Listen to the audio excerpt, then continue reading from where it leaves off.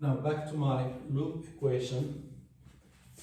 E A equals RA plus LAS divided by KT times TM plus KB S theta. Now, we have assumed that L is so small that we can ignore its presence, and the equation becomes RA divided by KT TM plus KB S times theta is basically the derivative of theta, that's theta dot, okay, but in the frequency domain. So if I convert this back to the time domain, this becomes theta dot. Now, what I need to determine basically are the motor constants, the KT and KB. Now, to do that, we use what's called the dynamometer.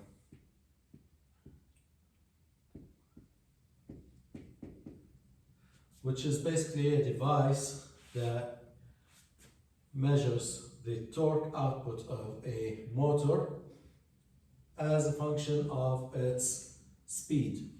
So it reads the speed of the motor and the torque of the motor and generates a plot between the speed as an input and the torque as an output.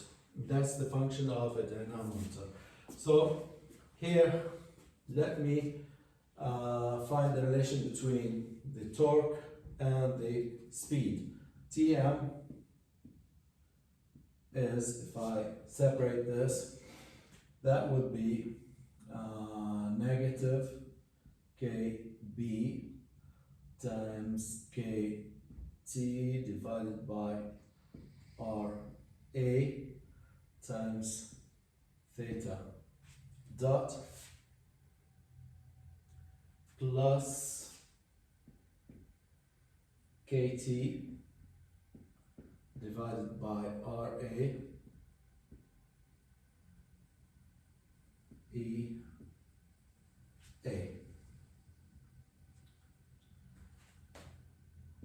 which is basically negative KB KT RA, and theta dot is basically omega, the rotational speed of the motor, and KT divided by RA EA, which is the applied voltage to the motor. Now, what's going to happen is I'm going to input some constant voltage here to the motor and run it and measure the output torque, and then change the load on the motor so that the torque increases on the motor and the speed decreases. So after you run the dynamometer and find the relation between the torque and the graphical relation between the torque and the speed, you will find out that for a DC motor you will get this relation, linear relation, which is obviously clear here that we have a linear, this is basically an equation of a line. This is the slope, and this constant value is the y-intercept. So we will have this straight line equation, relation between the torque and the speed of the motor. At this point, the maximum torque occurs when the speed is almost zero, and this is called the stall torque. That's the torque needed to be applied to the motor so that it's stalled, it stops. And at this point, the applied load, the torque applied on the motor, the load, is 0, and that's where you get your maximum speed, and we call this the no load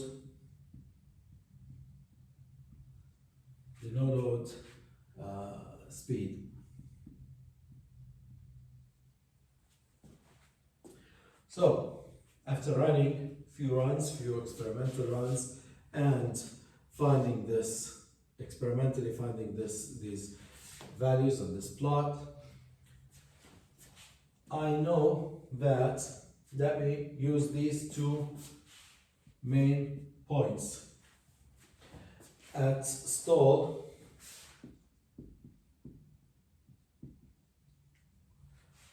omega is 0. So T stall is, this is 0, KT divided by R, A, E, A, which means that KT is RA times T stall divided by EA.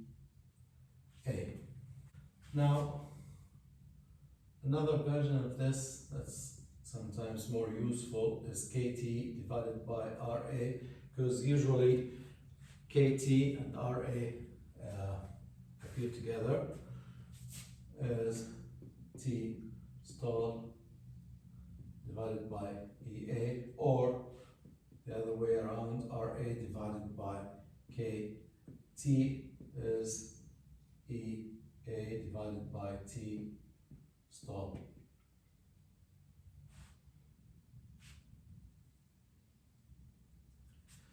The other point is at no load,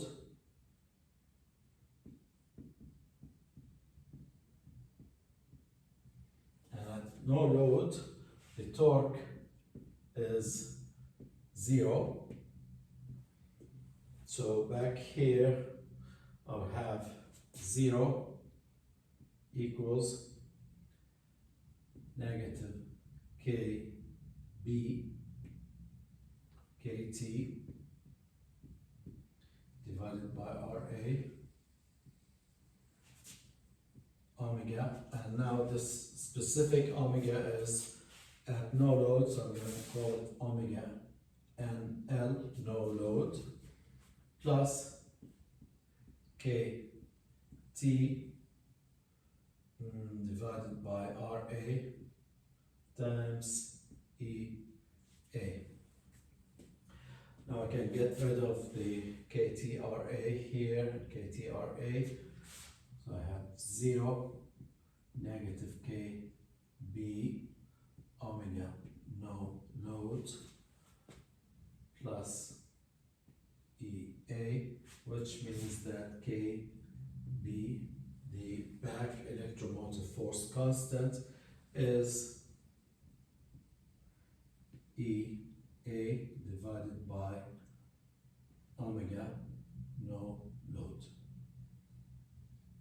And this is how we determine the motor constants, the KT and KB. Of course, RA can be simply measured. It's the resistance of the coils in the armature of the motor. These are just simply measurable quantities.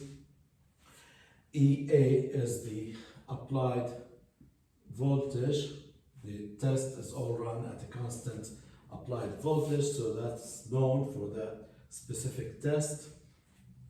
And knowing all these values, the output of the dynamometer will give me the speed of the torque. So knowing all these values, I can determine KB and KT, or RA divided by KT, all the same.